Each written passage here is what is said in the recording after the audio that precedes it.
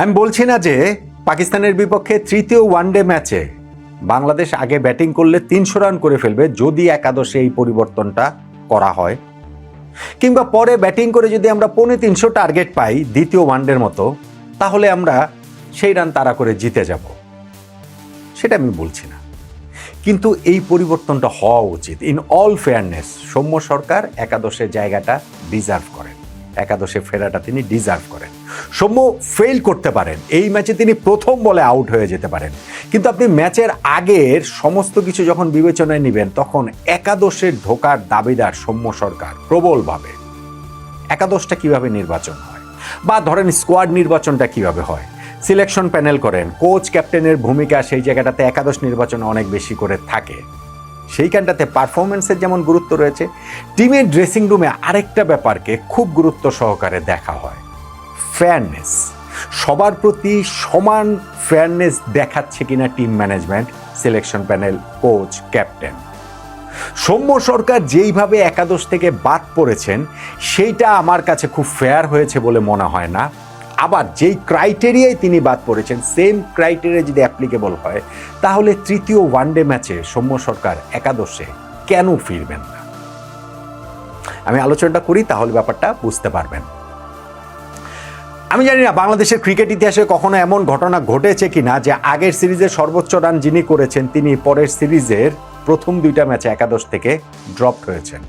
আমি জানি না আমাদের ওয়ানডে হিস্ট্রিতেই কখনো এই ঘটনা ঘটেছে কিনা, সর্বশেষ 2টা ওয়ানডে ম্যাচে যিনি দলের টপ স্কোরার ছিলেন তিনি নেক্সট সিরিজের পরের 2টা ওয়ানডে ম্যাচে একাদশেই নেই। সৌম্য সরকারের ক্ষেত্রে সেই ঘটনাটা ঘটেছে। আমরা লাস্ট ওয়ানডে খেলেছি গত অক্টোবর মাসে ওয়েস্ট ইন্ডিজের বিপক্ষে, সেইখানটাতে 3 ম্যাচে 140 রান সৌম্য সরকার করেছিলেন, অ্যাভারেজ ছিল 46.66। ওই 100-র বেশি রান সিরিজে কিন্তু আর কেউ করতে পারেননি, টপ স্কোরার সৌম্য সরকার ছিলেন।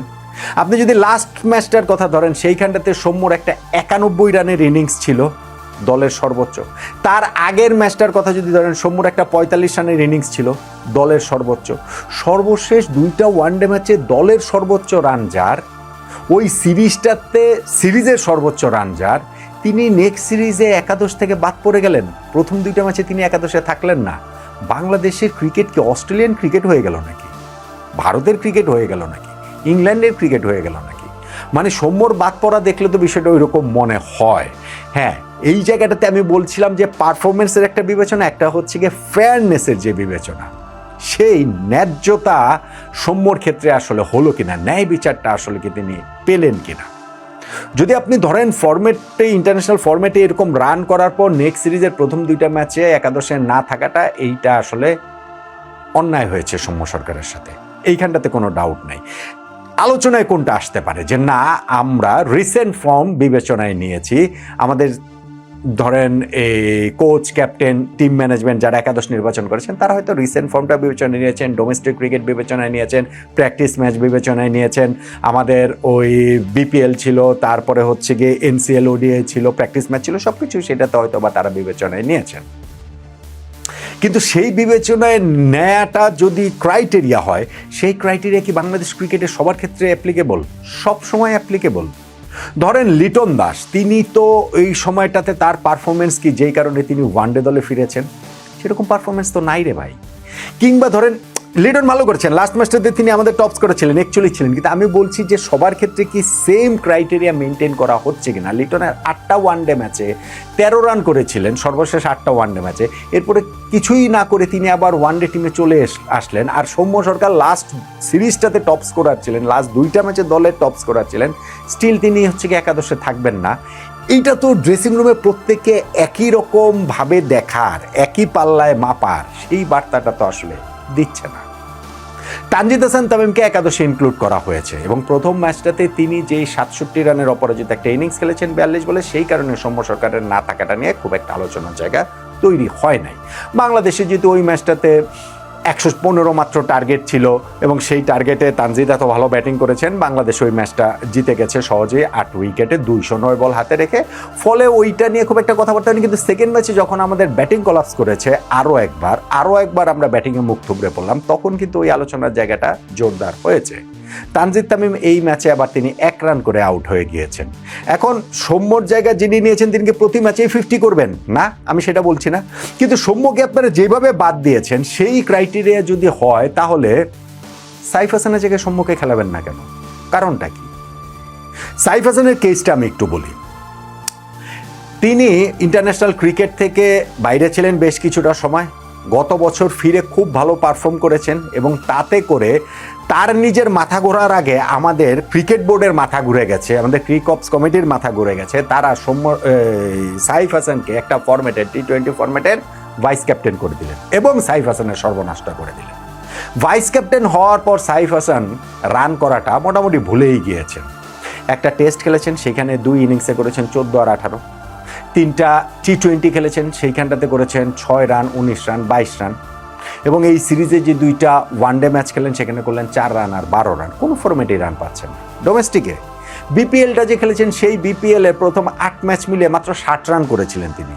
8 ম্যাচে 60 রানস করেছিলেন অনলি। লাস্ট ম্যাচটাতে তিনি একটা 50 করে, সেটা ঠিক আছে, সেটা আর কতটা আর কাভার দিতে পারবেন। এবং এই সিরিজের 2টা ম্যাচেও তিনি আসলে ব্যর্থ হয়েছেন। তাহলে তাকে কি জন্য কন্টিনিউ করবে? হ্যাঁ, সৌম্য সরকারও যে ডোমেস্টিক ফর্ম তার খুব ভালো ছিল তা না, বিপিএলেও তিনি ওই 6টা ইনিংস খেলেছেন, সেখানটাতে তার একটা মাত্র 50 ছিল। কিন্তু ইন্টারন্যাশনাল ক্রিকেটের হিসাবটা যদি আপনি ধরেন, আপনি যদি সাইফের ক্ষেত্রে ধরতে পারেন যে না, সাইফ লাস্ট ওয়ানডে ম্যাচে 80 রান করেছে, ফলে তাকে আমরা তো একাদশে রাখবো, তাহলে তো ভাই লাস্ট ওই ওয়ানডে ম্যাচে যেই ম্যাচে সাইফ 80 করেছে সেই ম্যাচে 91 সৌম্য করেছে, তার আগের ম্যাচে 45 সৌম্য করেছে, ওই সিরিজের টপ স্কোরার সৌম্য ছিল। তাহলে সৌম্য সরকারকে এইখানটাতে রাখা হবে না কেন? Saif Hasan is struggling. তাকে আসলে ওই ভাইস ক্যাপ্টেন্সি দেওয়ার পর থেকেই মনে হচ্ছিল যে ব্যাটিংটা, মানে ভাইস ক্যাপ্টেন্সি কি আর আলাদা কোনো প্রেশার রয়েছে কিনা তা নেই, কিন্তু তিনি তার যে রিভাইভালটা হয়েছিল ইন্টারন্যাশনাল ক্রিকেটে সেইটা এখন আবার অনেক দূরবর্তী মনে হচ্ছে এবং মনে হচ্ছে যে তিনি প্রতিনিয়ত হচ্ছে গিয়ে ক্রিজে গিয়ে নিজের সঙ্গেই যুদ্ধ করছেন, প্রতিপক্ষের সঙ্গে যুদ্ধে তিনি পেরে উঠছেন না। এবং সেই জায়গাটাতে আমার কাছে মনে হয় আপনি যদি ফেয়ারনেসের কথা বলেন সেই ক্ষেত্রে সাইফের জায়গায় সৌম্য লাস্ট ম্যাচে একাদশের জায়গা পাওয়াটা ডিজার্ভ করেন। ভাই, ক্রিকেট খেলা বা পারফর্মিং আর্ট যে কোনো খেলাধুলা এইরকম জিনিসপত্র আসলে খুবই রিস্কি। ধরেন এমন হতে পারে যে সাইফ হাসানকে একাদশে রেখে দেওয়া হলো, সাইফকে যদি একাদশে খেলায়, আমার কাছে এখন মনে হচ্ছে যে সাইফের জায়গায় সৌম্যকে খেলানো উচিত, কিন্তু সাইফকে যদি একাদশে খেলায় আমি অবশ্যই চাইবো সাইফ যেন ওই ম্যাচে খুব ভালো পারফর্ম করেন। সেটা আমি চাইবো না? আরে আশ্চর্য, সেটা তো চাইবই, কিন্তু আপনার ফেয়ার কিনা ম্যাচের আগের হিসাবে সেই আলোচনাটা করছি। সাইফ খেললে ওই ম্যাচে খুব ভালো পারফর্ম তিনি করতে পারেন, তখন আবার হয়তো মনে হতে পারে যে না ঠিক আছে, সৌম্যকে বাদ দেওয়া হয়েছে, তিনি একাদশে বেড়েছেন, সেটা ভালো হয়েছে। আবার ধরেন সৌম্যকে খেলানো হলো কিন্তু সৌম্য ফেল করলেন, তখন মনে হতে পারে যে না, সৌম্য তো আসলে এসেই বা কি করেছেন, তার চেয়ে তিনি বাইরে থাকতেন সেটাই ভালো ছিল, সাইফ তাও কিছু করলেও করতে পারতেন, বা তানজিদ তামিমকে যদি বাদ দেন, আমি যদি সেই হিসাবে বলি যে তিনি কিছু করলেও করতে পারতেন। কিন্তু হিসাবটা যখন ফেয়ারনেসের, পারফরমেন্স তো আমি বলছিলামই, কিন্তু ফেয়ারনেস, ন্যায্যতা, ন্যায়, সেইখানটাতে আমার কাছে মনে হয় যে সৌম্য সরকার একাদশের জায়গাটা ডিজার্ভ করেন। প্রথমত তাকে যেভাবে একাদশ থেকে ছুঁড়ে ফেলা হয়েছে সেইটা তিনি ডিজার্ভ করেন না, আর যেই ক্রাইটেরিয়ায় তাকে ছুঁড়ে ফেলা হলো এখন অন্যদের ব্যর্থতার কারণে সেই সেম ক্রাইটেরিয়াতে সৌম্য সরকারকে একাদশে কেন নেওয়া হবে না? পাকিস্তানের বিপক্ষে এই ম্যাচটা বাংলাদেশের জন্য গুরুত্বপূর্ণ, ভীষণ রকমের গুরুত্বপূর্ণ। এবং আগের ম্যাচটাতেও আমরা দেখেছি যে ফার্স্ট খেলাটাতে আমরা এত দাপটের সঙ্গে জিতলাম, কিন্তু সেকেন্ড ম্যাচটাতে আমরা একেবারেই অসহায়ভাবেই পাকিস্তানের কাছে চেয়ে মোটামুটি হেরে গেলাম। বৃষ্টির দায় দিয়ে ভাই কোনো লাভ নাই, বৃষ্টি না হলেও ওই ম্যাচটা আমরা হারতাম। আমাদের ওই 32 ওভারে 243 রান আমরা করতে পারবো না সেটা বলছেন, 50 ওভারেও ভাই 275 করতে পারতাম না। যেই ব্যাটিংটা আমরা করেছি, যেই অ্যাপ্রোচ আমাদের, যেই অ্যাপ্লিকেশন আমাদের, তাতে করে বাংলাদেশের পক্ষে সেইটা আসলে সম্ভব ছিল না। এখন সৌম্য সরকার একাদশে ঢুকলেই, ওপেনিং স্লটে একটা চেঞ্জ হলেই কি বাংলাদেশ টিম চেঞ্জ হয়ে যাবে? না, অবশ্যই না।